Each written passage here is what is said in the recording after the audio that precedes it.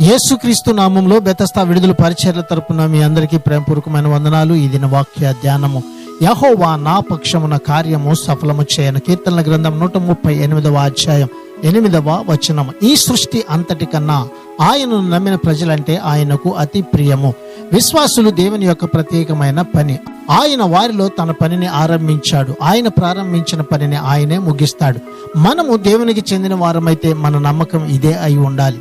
మనుషులు ఒక పనిని మొదలుపెట్టి నిరుత్సాహం వల్ల గాని, డబ్బు లేక గాని, అనారోగ్యం వల్ల గాని మధ్యలోనే ఆపివేయవచ్చు. అయితే దేవుడు అలా కాదు. ఎవరిలోనైనా ఆయన తన కార్యం మొదలు పెడితే దానిని పూర్తి చేయడమే ఆయన ఉద్దేశం. తప్పకుండా అలా చేస్తాడు కూడా. ఇది నా వాక్యాన్ని బట్టి మీ కొరకు దేవుడు ఆరంభించిన పనిని, మీరు ఎంతో కాలంగా ఎదురు చూస్తున్న కార్యాన్ని ఆశ్చర్య రీతిగా ప్రభువు మీ కొరకు జరిగించబోచు ఉన్నాడు. ఈ నెలలో ఈ కార్యాన్ని మీరు చూడబోచు ఉన్నారు. ప్రార్థన.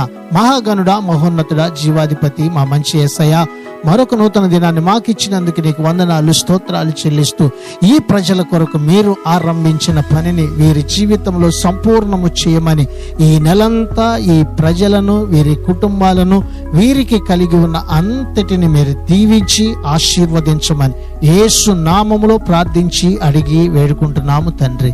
ఆమెన్.